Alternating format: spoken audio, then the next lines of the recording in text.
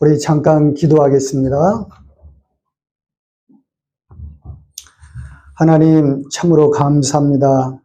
오늘 노예 피택 인직자 교육으로 우리 산돌교회의 많은 우리 피택자들이 오늘 교육을 받게 되는데 하나님께서 함께해 주셔서 임직자로서 앞으로 믿음 안에서 주 앞에 더욱더 헌신하고 또 주님을 기쁘시게 하는 하나님의 일꾼으로 세워지는데 좋은 교육이 될 수 있도록 하나님께서 은혜를 베풀어 주실 줄로 믿습니다. 영육의 강건함을 더하여 주시고 은혜 충만한 시간이 되게 하여 주시고 하나님께 영광이 되는 시간 되게 해 주옵소서. 늦은 시간에 피곤한 육체에 힘을 더하여 주셔서 이제 오히려 강의를 들으면서 더 새 힘을 얻는 시간이 되게 해 주옵소서. 예수님의 이름으로 기도했습니다. 아멘.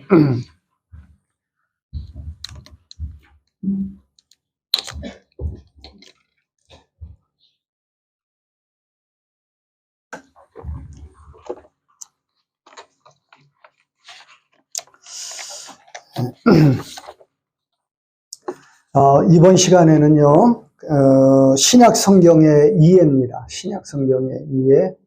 제가 몇 분까지 해야 되는 거죠? 시간적으로.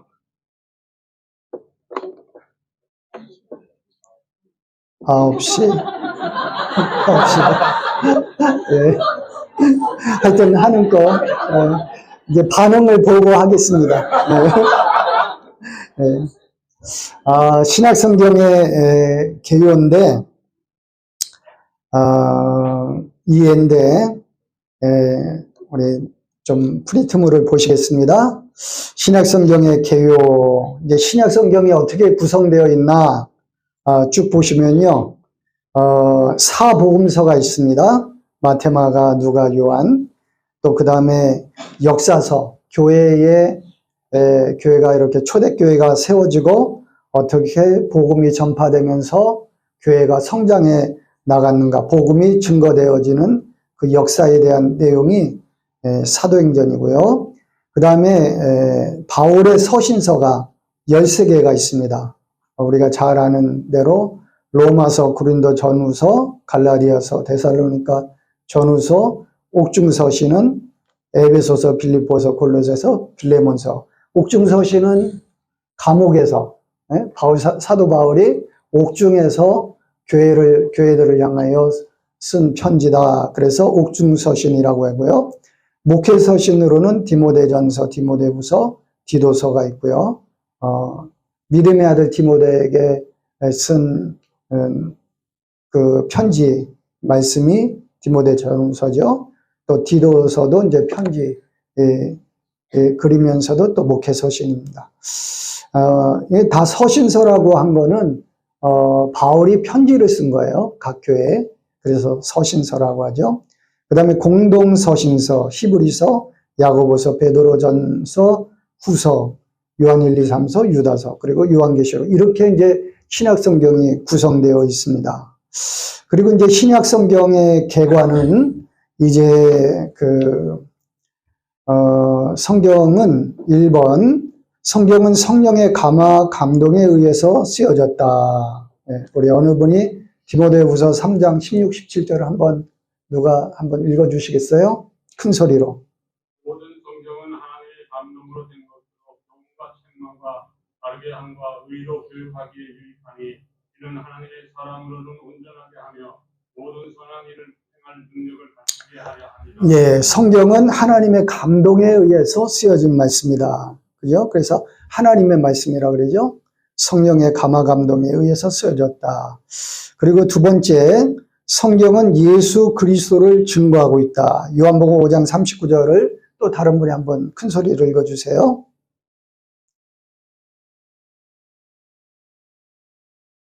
네, 어느 분이나? 너희가 성경에서 영생을 얻은 줄 생각하고 성경을 연구하거니와 이 성경이 곧 내게 대하여 증언하는 것이니라. 예, 여기서 네 개는 이제 예수님이죠. 신구약 성경 전체가 예수님에 대해서 증거하는 말씀이죠. 구약은 오실 예수님에 대한 예언의 말씀이고, 신약은 오신 예수님, 예수님이 오신 것이 성취된 말씀, 그죠? 그래서 오실 예수님에 대한 말씀이 구약이고, 오신 예수님에 대한 말씀이 이제 신약의 말씀이다. 예수님에 대한 증거하시는 말씀입니다. 세 번째, 구약의 율법은 하나님께서 모세를 통하여 주셨으나 신약의 복음은 예수 그리스도로부터 시작되었다. 마가복음 1장 1절을 어느 분이 읽어주세요. 하나님의 아들 예수 그리스도의 예, 복음이라는 이 단어, 이 말씀이 복음이라는 단어가 이제 비로소 등장한 게 신약에 와서 예수님으로부터 복음이 시작됐다는 거예요. 그죠? 하나님의 아들 예수 그리스도 복음의 시작이라. 복음이라는 뜻은 기쁜 소식이죠. 온 세상을 구원하는 기쁜 소식. 예수님으로부터 이 복음이 시작되었다. 마가복음 1장 1절이 그렇게 시작됩니다. 그래서 구약의 율법은 모세를 통해서 하나님이 주셨지만 신약은 복음은 예수 그리스도를 통해서 우리에게 오셨다. 그런 말씀입니다. 네 번째, 성경의 가장 큰 기록 목적은 모든 사람이 예수님을 믿어 구원을 얻게 하려는 데 있다. 요한복음 20장 31절을 어느 분이 한번 읽어주세요.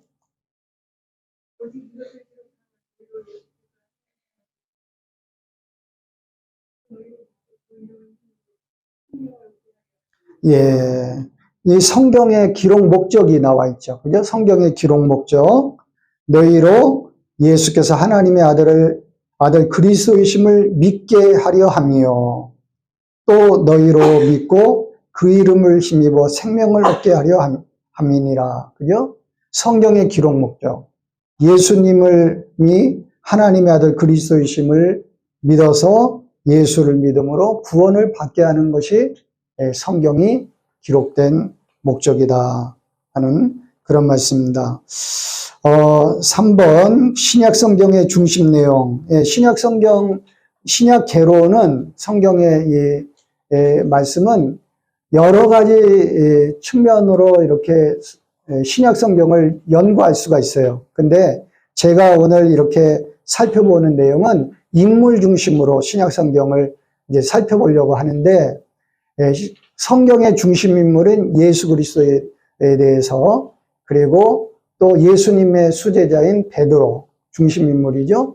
또 신약의 13권이나 되는 신약 성경을 기록한 사도 바울, 세 명의 인물을 통해서, 세 분의 인물을 통해서 성경을 살펴보려고 합니다. 신약 성경을. 예수 그리스도는 하나님의 아들이시다. 예수님은 하나님의 아들이시죠. 두 번째, 예수님은 그리스도이시다. 기름 부음을 받은 자, 온 세상을 죄악 가운데서 구원하시기 위하여 오신 분이시다. 예수님은 하나님의 아들이고 그리스도이시다. 여기 아마 프린트물에는 없는데, 마태복음 1장 20절에서 21절을 한번 성경 가지신 분이 한번 찾아 읽어주세요. 마태복음 1장 20절에서 21절.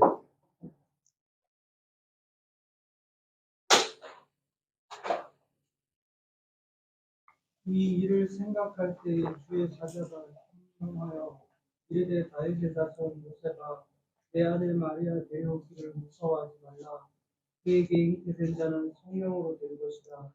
아들을 낳으리니 이름을 예수라 하라. 이는 그가 자기 백성을 그들의 죄에서 구원할 자이시니라. 아멘. 예수님이란 뜻은 자기 죄에서 저희 죄에서 자기 백성을 구원할 자이시다라는 뜻이에요. 그죠? 예수님은 구원이시다라는 그런 뜻인데, 그것은 곧 그리스도라는 뜻하고 같이 똑같은 의미의 말씀입니다. 그리스도. 예수님을 그리스도라 그러잖아요. 그리스도라는 뜻은 기름 부음 받은 자다. 기름 부음 받은 자. 그분은 온 세상을 구원할 그리스도, 구원자이시다라는 그런 뜻입니다. 예. 그래서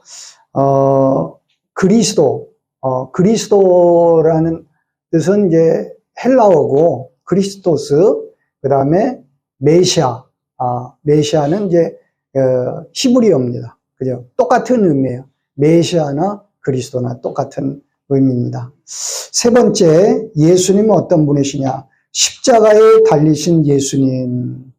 예, 십자가에 달려 죽으시고 사흘 만에 부활하심으로 온 인류의 죄악을 대속해 주시고 영원한 생명의 구원을 이루신 예수님의 공생의 사역의 정점은 십자가에 죽으심과 부활하십니다. 예수님의 사역, 모든 공생의 사역이 3년 동안 이루어지셨는데 그 중에 가장 중요한 그 정점, 크라이막스는 십자가에서 고난받으시고 죽으시고 부활하신 사건이에요. 그죠? 예수님의 그 말씀에 대한 기록이 마태, 마가, 누가, 요한에 나오는데 그 사복음서에 다 나오는 가장 마지막 부분이 십자가에 고난받으시고 죽으시고 부활하신 사건이죠. 예수님의 십자가에 죽으심과 부활하심을 통해서 온 인류의 구원을 하나님께서 이루셨는데 그 십자가에 죽으심과 부활 사건이 가장 예수님이 오신 가장 목적의 가장 최종적인 그리고 구원을 완성하신 사건이다. 그래서 예수님은 십자가에 달리신 예수님이시다. 그리고 4번, 예수님은 다시 오실 예수님이시다. 예수님의 재림. 구원과 심판을 통하여 하나님 나라 구원을 완성하신 요한복음 22장 20절 어느 분이 한번 읽어주세요.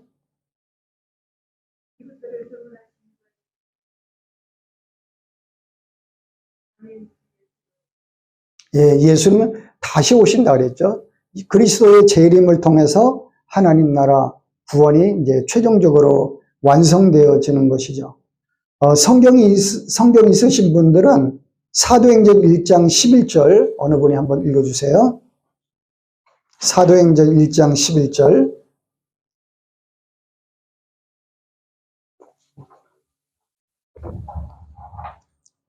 이르되 갈릴리 사람들아 어찌하여 서서 하늘을 쳐다보느냐 너희가 하늘로 올려지신 예수는 하늘로 가심을 통 그대로 오시리라 하였느니라. 예, 예수님은 다시 오신다. 예, 재림하시는 예수님. 이 땅에 초림하실 때 예수님은 구원의 예수님으로 그리스도, 온 세상을 구원하시기 위해서 오셨지만 예수님이 재림하실 때는 구원을 완성하는 재판장으로 오시죠. 그죠? 심판하시는 예수님으로 오시죠. 그래서 이제 최종적으로 구원을 완성되어지는데 예수님을 믿어서 죄사함 받은 백성들에게는 구원의 날이 되는 것이고 예수를 믿지 않고 죄악 가운데 있는 자에게는 심판의 날이 되는 거예요. 그죠? 그리스도의 재림을 통해서 하나님 나라 구원이 완성되어진다 하는 그런 말씀입니다. 5번째, 예수님은 이 땅에서 섬김과 사랑의 본을 보여주셨다. 마가복음 10장 45절을 어느 분이 한번 읽어주세요.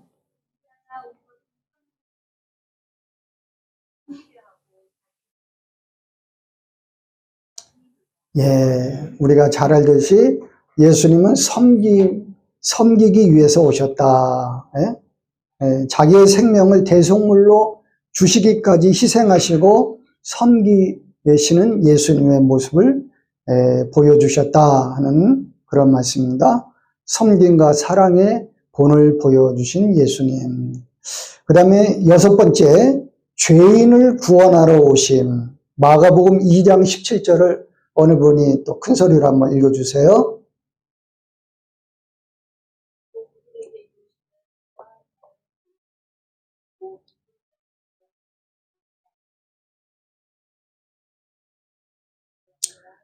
예, 예수님은 죄인을 불러 구원하시러 오셨다. 예, 의인을 부르러 온 것이 아니고 죄인을 불러 구원하시기 위해서 오셨다.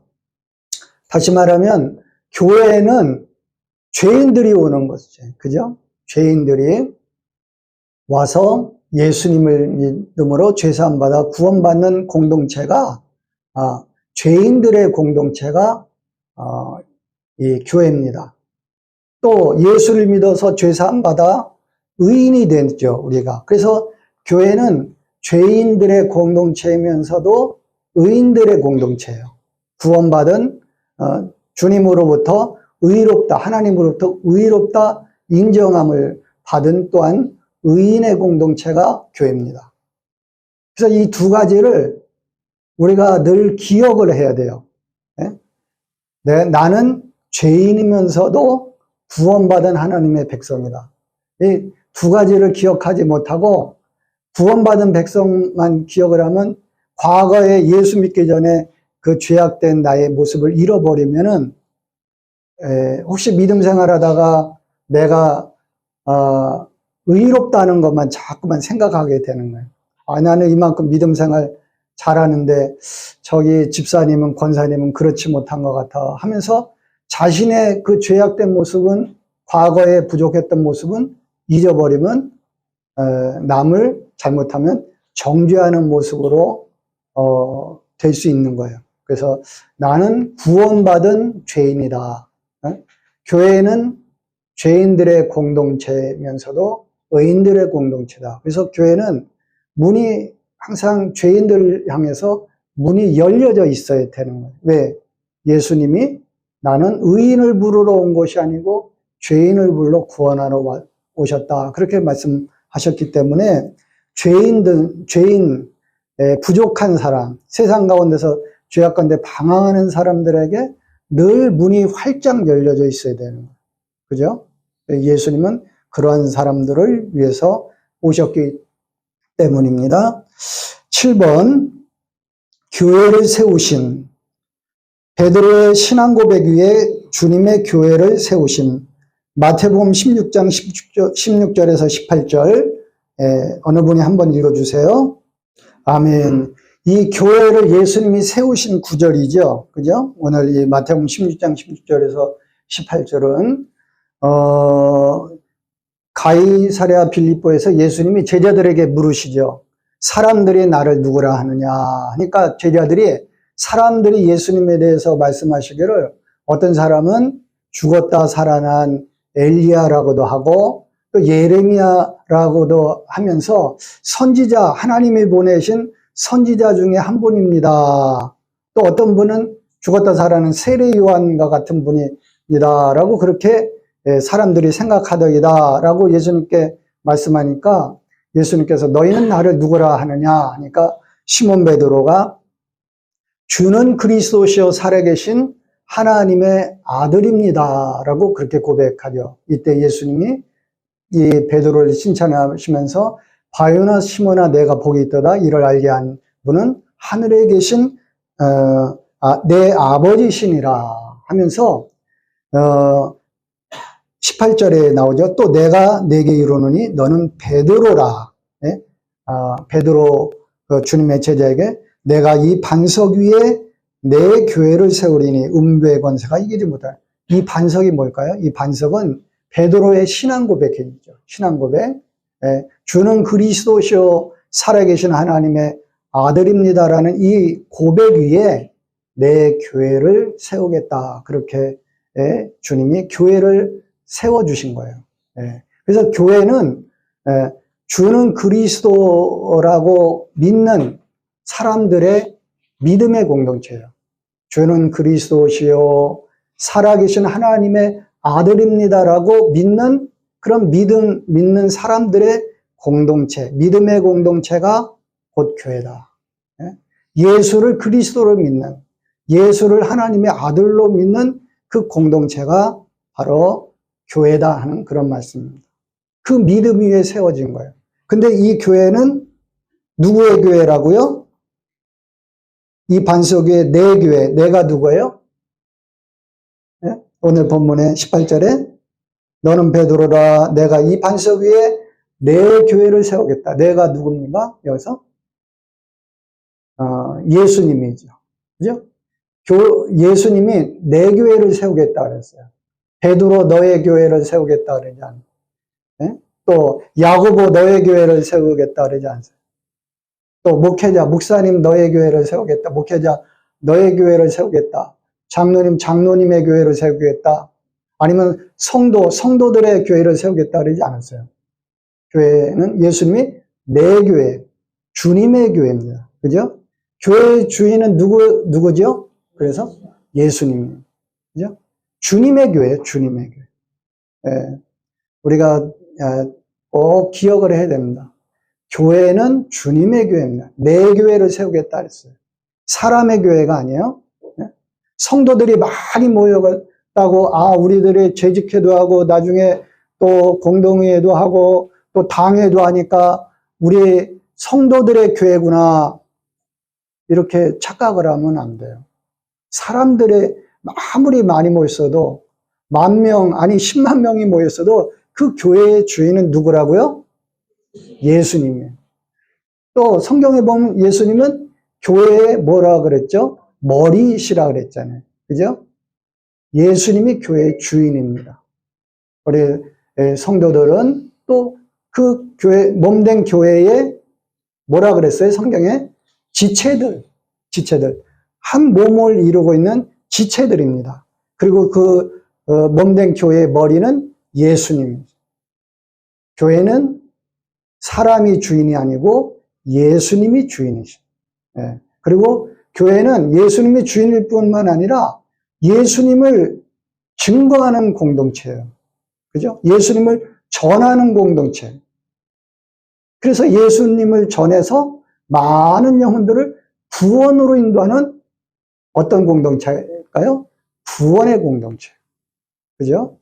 예수님을 전하고 예수님이 주인이 되셔서 예수님의 말씀에 순종하고 예수님의 영광을 드러내고 예수님의 구원의 뜻을 이루고 예수님의 가르쳐 주신 말씀을 배우고 예수님을 닮아가고 그래서 예수님이 주인이신 공동체가 교회인 줄로 믿습니다.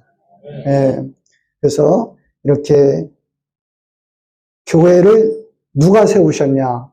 예수님이 세운 거예요. 교회의 기원은 예수님이 세우신 거예요. 가정을 누가 세우셨죠? 가정. 패밀리. 우리 집, 가정 누가 세우셨어요? 현대? 삼성? 누가 세웠죠? 하나님이 세우셨죠. 창세기에 보면은. 그죠? 아담과 하와를, 아담에게서 갈비뼈를 취해서 하와를 이렇게 주셔서, 한 가족이 되게 했잖아요. 부부로 세우셨잖아요. 그래서 가정을 세워주신 분은 하나님. 교회를 세워주신 분은 누구예요? 예수님. 예수님이 교회를 세우셨어요. 그리고 8번째, 예수님의 공생의 사역 3가지가 나옵니다. 가르치시는 사역, 선포하시고 병을 고치시는 사역, 이 3가지 사역. 가르치시는 사역, 병 고치시는 사역, 선포하시는 사역. 이걸 예수님의 공생애의 3대 사역이라고 합니다. 마태복음 4장 23절을 어느 분이 한번 읽어주세요. 예, 그렇죠.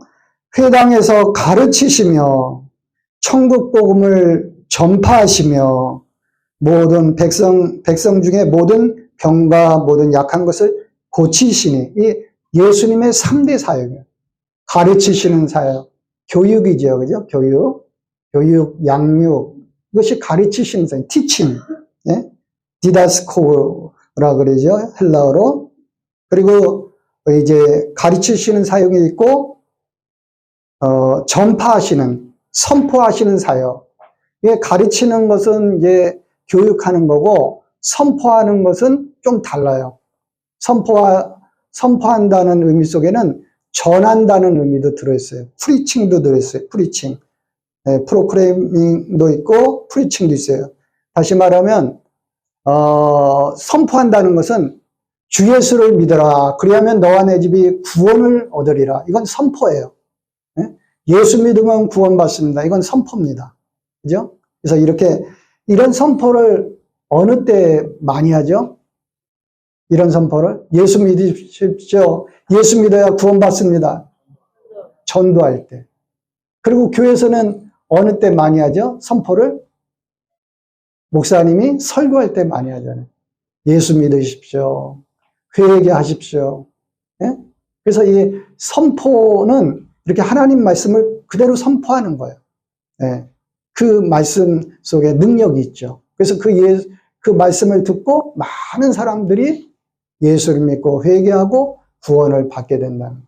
그래서 예수님은 하나하나 일일이 제자들에게 비유를 들어서 하나하나 가르쳐 주시는 가르침의 사역도 하셨고, 선포하시고 또 전하시고 하는 그런 선포하신 사역도 하셨고, 또 많은 사람들의 질병을 고쳐주셨죠.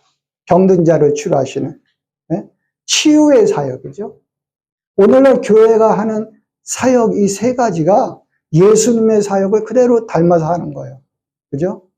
교회가 전도하고 또 하나님 말씀을 선포하고 전하고, 이건 선포하는 사역. 주일학교, 교회학교에서 아이들을 말씀으로 가르치고 양육하고, 이거는 가르치는 사역. 그죠? 그리고 또 많은 사람들을 위해서 기도해주고, 병들고 아픈 사람 있으면 그 병 낫기를 위해서 기도해주고, 이거는 치유의 사역. 예수님의 3대 사역이에요. 그러니까 우리 교회가 하는 모든 일은 예수님이 우리가 가르쳐 주신 것을 그대로 따라서 행하는 거예요. 그래서 이렇게 예수님의 3대 사역을 우리가 기억했으면 좋겠습니다. 9번째, 예수님의 선포하시고 가르치심의 중심의 메시지는 하나님 나라이다. 하나님 나라라는 용어가 아주 중요합니다. 영어로는 Kingdom of God, Kingdom of God이라고 그러고, 또 Kingdom of 그렇게 이제 하나님 나라라는 그런 용어를 쓰는데, 이것은 우리가 많이 쓰는 천국이라는 말하고 똑같은 거예요. 천국. 우리 한국말 번역으로는 천국이에요. 천국. 근데 또 성경에 보면 하나님 나라라고도 쓰여졌어요. 또 하늘나라라고도 쓰여졌고, 이게 똑같은 용어입니다. 하나님 나라, 하늘나라, 킹덤 오브 헤븐이죠. 하늘나라, 킹덤 오브 갓, 하나님 나라, 그리고 천국, 이 세 가지가 똑같은 용어예요. 성경 마태마가 누가 요한. 근데 그 하나님 나라, 천국은요, 하나님이 통치하시는 나라라는 뜻이에요. 하나님이 다스리시고 통치하시는 나라. 교회와 성도가 죽어서 들어가는 의와 사랑과 평화와 영원한 생명의 하나님 나라도 하나님이 통치하신 나라예요. 우리가 예수를 믿어 영원한 천국에 들어가죠. 그 천국, 하나님 나라는 하나님이 사랑과 의와 평화와 참된 그 풍성한 복락에, 그리고 영원한 생명이 있는 그 나라도 천국입니다. 하나님 나라. 하나님이 왕이 되셔서 다스리는 나라이죠.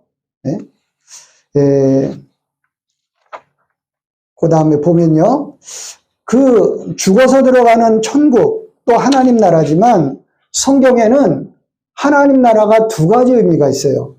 이 세상에서 현재 그리스도의 복음이 전파되는 곳마다 하나님의 통치와 역사하심이 나타나는데, 이것도 하나님 나라의 역사이다. 그래서 이제 좀 어려운 말로는, 마지막에 우리가 들어가서 천국에 들어가서 하나님 통치하시는 그 나라에 들어가는 그 천국을 종말론적 이제 미래적 하나님 나라라 그러고, 이 땅에서 복음이 전파되면서 이제 예수 믿는 사람들이 늘어나면서 하나님의 통치가 확장되어지는 그 나라도 하나님 나라라고 성경은 표현하고 있는데, 그것은 현재적 의미의 하나님 나라예요. 성경 구절을 보면은 우리가 좀 잘 알 수가 있습니다.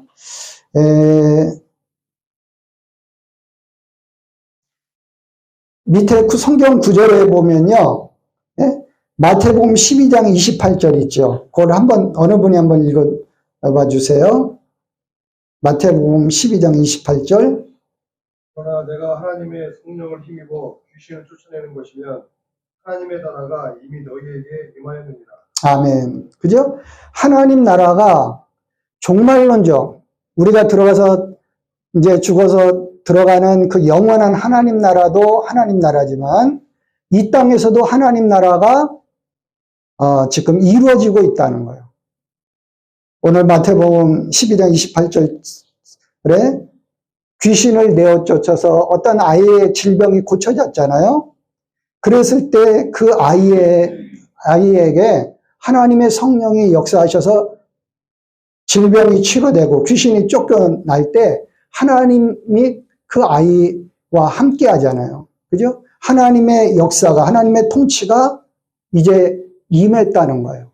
그래서 하나님 나라가 현재적으로도 이렇게 증거되고 전파되고 확장되고 있다는 거예요. 이게 굉장히 중요한 의미가 뭐냐면은 우리가 하나님 나라를 위해서 산다고 그러는데 죽어서 들어가는 하나님 나라만 생각하는 거예요. 난 예수 믿어 구원받았으니 이제 다 됐어.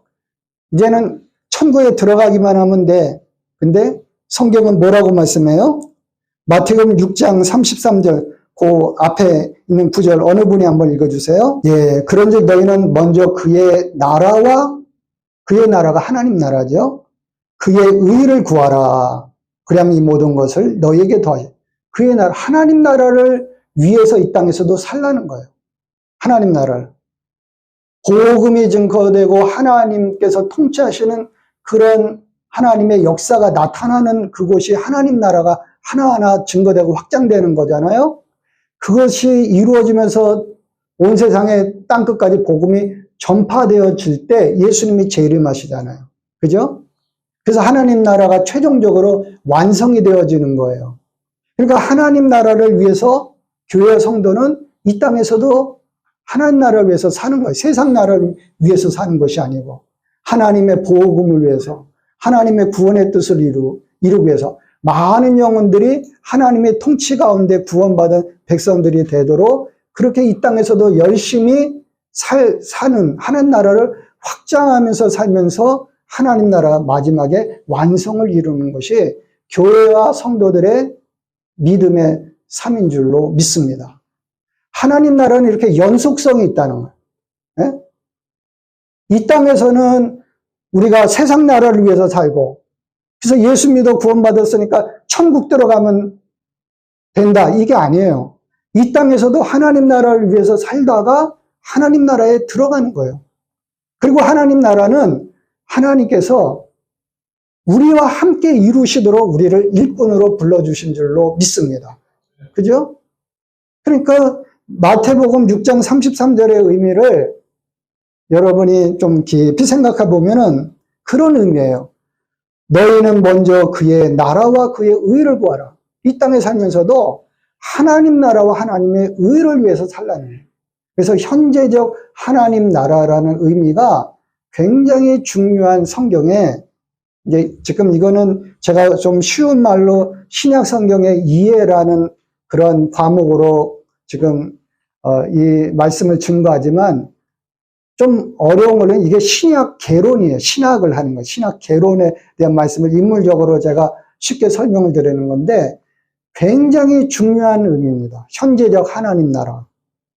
예수님은 중심적인 사역이 하나님 나라를 이루시기 위해서 이 땅에 오셨고 하나님 나라를 완성하시기 위해서 이 땅에 오신 줄로 믿습니다. 그래서 예수님이 천국 비유를 많이 들어주셨잖아요. 그 천국 비유가 하나님 나라는 이와 같으니 하나님 나라는 이와 같으니 또 다른 부분에는 천국은 이와 같으니 하면서 천국 비유를 많이 들어주셨어요. 그죠? 그래서 그 천국 비유에는 여러 가지 내용이 포함돼요. 밭에 감춘 보화의 비유도 천국 비유고, 그리고 또 그물 비유, 고기를 잡아갖고 쓸모 있는 고기는 그 그릇에 담고 그렇지 못한 거는 버리고, 이건 종말론적 마지막 때에 어떤 사람은 구원받을 사람이 있고 어떤 사람은 심판받을 사람이 있다는 종말론적 하나님 나라의 비유예요.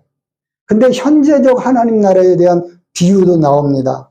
마태복음 13장의 겨자씨 비유가 현재적 하나님 나라의 비유예요.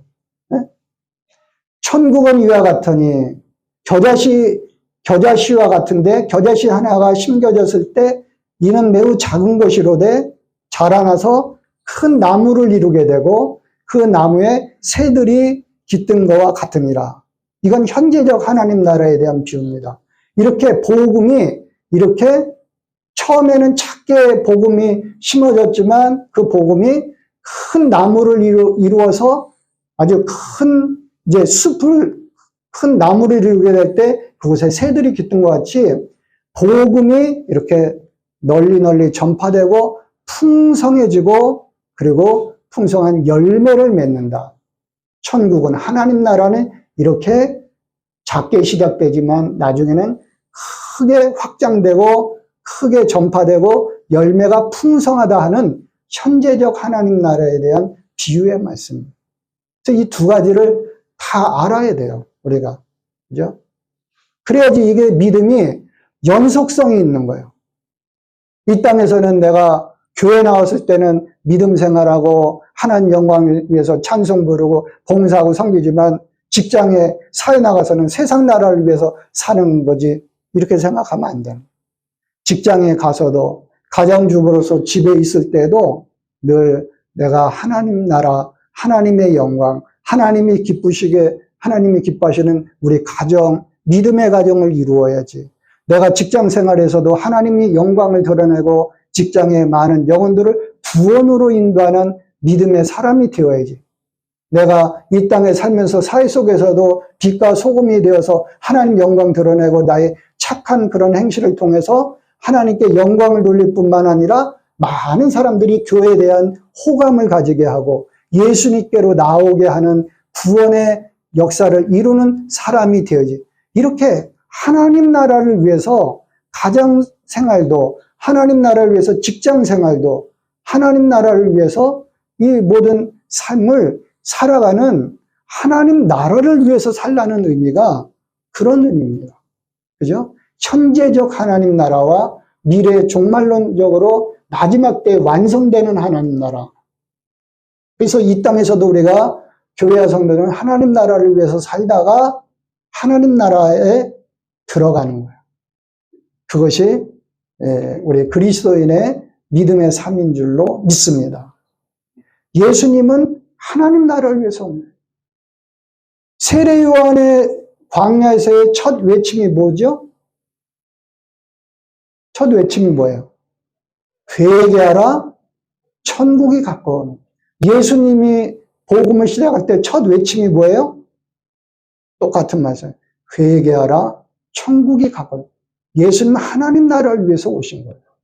그죠? 하나님 나라. 하나님이 통치하시는. 우리가 들어가는 천국은 어떤 곳이에요? 하나님이 왕이 되셔서 우리 모든 구원의 백성들을 통치하시는 나라가 하나님 나라예요. 그죠? 그리고 이 땅에서는 지금 세상에 많은 주권자들이 그렇게 주권을 행사하지만 그래서 세상 나라잖아요. 근데 하나님 나라는 하나님이 통치하시는 나라예요. 하나님 나라. 그래서 우리는 하나님 나라를 위해서 이 땅에서도 살다가 하나님 나라의 완성의 때에 그 하나님 나라에 들어가는 것이 우리의 믿음 생활이다. 10번째, 12제자를 세우셔서 말씀으로 훈련시키셔서 교회 복음의 일꾼이들이 되게 하신, 예수님의 그 공생의 사역 중에서 또 중요한 사역이 뭐예요? 제자 훈련. 그죠? 제자 훈련. 제자들을 부지런히 가르쳤잖아요. 부지런히 가르쳐 주셔서 사도들이 되게 했잖아요. 하나님의 일꾼이 되게.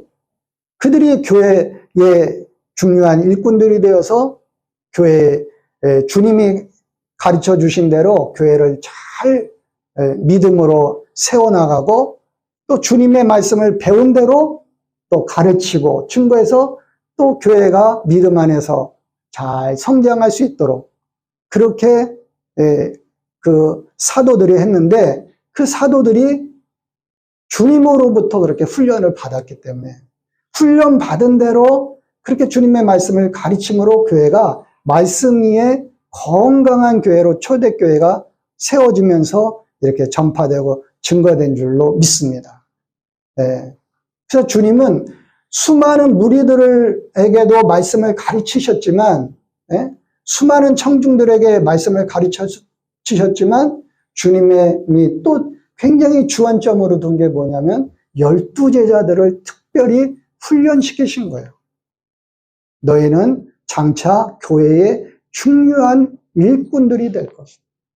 너희들을 통해서 교회가 이렇게 반드시 세워지고 교회가 건강해지고 그러면서 이렇게 복음이 온 세상의 땅끝까지 증거하는 그런 놀라운 역사를 이루는 너희들이 일꾼들이 될 것이다 하면서 그 12제자들을 특별히 훈련시키신 거예요. 그것이 오늘날 말하는 제자 훈련. 예수님이 가르쳐 주신 거예요. 제자 훈련은. 그래서 오늘날 교회들이 이렇게 말씀을 잘 양육하고, 우리 산돌교회도 그런 걸로 알고 있어요. 이렇게 말씀을 잘 우리 목사님이 훈련시키시고 가르친 것은 주님이 말씀하신 대로 그대로 하는 거예요. 그렇게 일꾼들을 훈련시키니까 어떻게 됐어요? 초대교회에 그 예수님의 제자들, 12제자들이 다 세상적으로는 그렇게 뛰어난 사람들은 아니잖아요. 대부분의 사람들이 무명의 사람들이고 갈릴리 촌동네의 어부들이고 세상적으로는 그렇게 참 뛰어난 인물들이 아니었지만 예수님으로부터 3년 동안 훈련을 잘 받으니까 위대한 하나님의 일꾼들이 된 거예요. 위대한 하나님의 사도들이 된 거예요. 그래서 그들을 통해서 교회가 이렇게 이제 하나님의 뜻을 이루는 그러한 초대교회가 세워지게 되고 그러면서 이제 널리 소아시아와 유럽 쪽으로 복음이 증거됩니다. 그래서 제자 훈련을 예수님이 그렇게 또 중점적으로 제자 훈련을 시키셨다. 그래서 나는 뭐 다 아는데 내가 뭘 배울 필요가 뭐 있어? 이러면 안 돼요. 이렇게 늘 우리가 신앙인은 교회는 믿음의 공동체이면서도 구원의 공동체이면서도 말씀의 공동체, 말씀. 교회 나와서 말씀을 배우는 게 가장 건강한 그리스도인이에요. 그죠? 하나님의 말씀 성경은 교회를 통해서 증거될 때 그것이 가장 건강한 하나님의 말씀인 거예요. 그래서 교회는 예수님의 말씀을 가르치고 증거하는 말씀의 공동체고 또 그 일꾼들을 말씀으로 훈련시키셔서 일꾼을 세워나가는 공동체가 주님이 우리에게 가르쳐 주신 그 제자 훈련의 공동체가 또 교회다. 마지막으로 베드로는 이제 뒤에 가서 여러분이 읽어보기로 하고요. 예수님에 대해서만 이제 이렇게 마지막으로 하겠습니다. 11번 마지막 예수님의 지상명령 마태복음 28장 18절에서 20절 어느 분이 한번 큰 소리로 읽어주세요. 예수님의 지상명령이죠. 만민에게 나가서 복음을 전하라. 온 세상 만민에게 나가서 복음을 전하라. 우리가 가만히 생각해 보면요. 예수님 전에는 유대인들은 자기 족속들만 구원받은 백성이라고 생각을 했어요. 그죠? 자기 유대인들만. 근데 예수님이 오시고부터 예수님은 온 세상 땅끝까지 모든 족속으로 제자를 삼으라 그랬어요. 만민에게 복음을 전하라 그랬어요. 그래서 우리가 신앙은, 믿음은, 교회는 우리 안에만 갇혀 있는 것이 아니라 복음을 국내에서도 지역에서도 그리고 더 나아가 세계, 온 세계를 향해서 전해야 되는 거예요. 예. 우리나라도 이렇게 복음 전파를 통해서 구원받은 백성이 됐잖아요. 그죠? 선교사들이 이 땅에 들어와서. 그러니까 우리도 또 선교사들을 많이 파송해서 또 지원해서 또 그 선교사들이 우리가 대신 나가지 못하지만 그 선교사들을 통해서 열방이 하나님께로 구원으로 나오게 되는 줄로 믿습니다. 교회는 그러므로 선교하는 공동체가 돼요. 그죠? 그것이 예수님이 우리에게 명령하신 거예요. 모든 족속으로 제자를 삼아. 네. 만민에게 복음을 전하라. 예수님의 이걸 지상명령이라 그리고 마지막 명령이잖아요. 예수님이 부활하셔서 승천하시기 전에. 그래서 우리가 교회는 늘 이것을 기억해야 될 줄로 믿습니다. 오늘은 이렇게 신약성경 이해 중에서 예수님에 대한에서 인물별로 이렇게 예수님에 대해서만 말씀을 제가 좀 나눴습니다. 예, 중심 인물인 또 베드로, 또 바울도 있으니까 집에 돌아가셔서 한번 읽어보시기 바랍니다. 잠깐 기도하고 마치겠습니다. 하나님 감사합니다. 오늘 주신 이렇게 같이 강의를 듣고 또 이렇게 하나님의 말씀을 신약 성경을 이해를 우리가 또 가질 수 있도록 더 깊이 이해할 수 있도록 우리 피택 임직자들에게 귀한 시간을 주셔서 참으로 감사합니다. 특별히 오늘 주신 말씀 가운데 참으로 예수님이 어떤 분이신가 하는 것을 더 우리가 마음속에 깊이 새기고 또 예수님의 교회가 어떠한 교회여야 되고 이 교회는 주인은 누구신가를 또 깊이 한번 생각해 보는 그런 피택 임직자들이 되어서 주님의 영광을 드러내고 주님을 증거하고 주님을 위해서 봉사하고 헌신하고 주님을 위해서 주님을 더욱더 사랑하는 그런 피택 임직자들이 다 되게 해 주옵소서. 예수님의 이름으로 기도하였습니다. 아멘.